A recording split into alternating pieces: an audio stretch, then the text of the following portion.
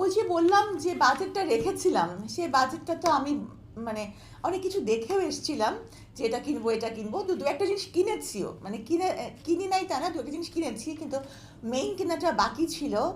তো সেটাই এখন আমি যেহেতু গতকালকেই জানতে পারলাম মেহেরিমার বিষয়টা, তাহলে এখন আর কিছু কিনছি না। আর সত্যিকার অর্থে মধ্যবিত্ত পরিবারের আমি সন্তান, আমার বাবা সরকারি চাকরিজীবী। খুব বেশি বাজেট আমরা কখনো কিনিনি, এবং একটা পোশাকে, যে পোশাক আমি খুব বেশি দিন পরবও না, সেই পোশাকে খুব বেশি হিউজ অ্যামাউন্টের টাকা খরচ করাটা আমি বাহুল্য মনে করি, এবং এই বিলাসিতাটা সবার জন্য পরিত্যাজ্য মনে করি, আমি মনে করি। আপনার নরমালি আপনার ঈদের বাজেট কেমন থাকে? মানে আমার কিছু কেনার না, পরিবারের সকল মিলে। আপনার বা পরিবারের সবাই মিলে? আমি তো যদি খুব খুব বেশি খরচও করি, আমার মনে হয় না যে 15,000 টাকার বেশি দামি শাড়ি আমি কখনো কিনেছি।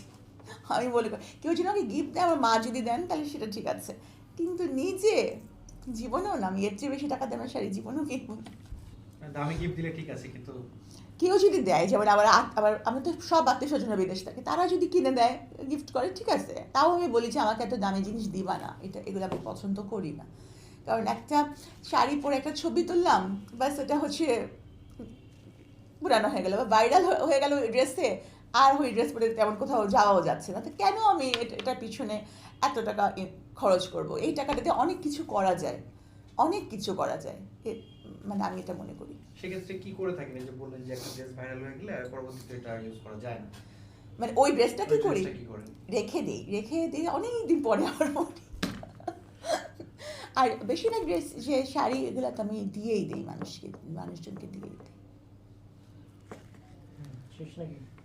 ওকে। হ্যাঁ আপু বাজেটের কথা জিজ্ঞেস করলে মানে আমি খুব লজ্জা পেয়ে যাই, কারণ আমার বাজেট কোনোদিনই বেশি থাকে না, সবাই না, না, দেখি ঠিক আছে, মিডিয়াতে সবার দেখি যে তো অনেক একটা- বড় বড় বাজেট সবার, তা আমার খুব লজ্জা আচ্ছা হচ্ছে। একটু প্রশ্নে যাই, সেটা হলো আপু আমরা দেখেছি সবসময় আপনি ব্যতিক্রম ব্যতিক্রম কিছু করে থাকেন, চিকিৎসা দিয়ে থাকেন, ফ্রি চিকিৎসা করেন।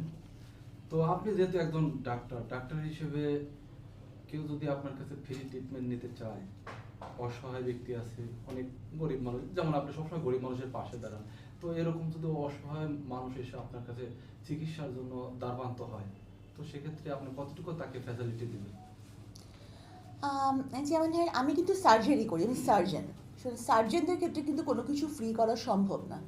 কেন সম্ভব না? আমাকে একটা অপারেশন থিয়েটারে করতে হবে কাজটা, সার্জন কিন্তু একা কিছুই করতে পারে না, কারণ হচ্ছে তার একটা টিম লাগে, অ্যানেস্থেসিওলজিস্ট লাগে, তারা কিন্তু ফ্রি হবে না। হ্যাঁ, পুরো মানে তার কেবিন ভাড়া লাগবে, সুতরাং এগুলো ফ্রি করা কখনোই সম্ভব না। আমি হয়তো আমার আমার যেটা রেমুনারেশন সেটা ফ্রি করতে পারি, nothing more than that. Okay, thank you. Thank you. একটা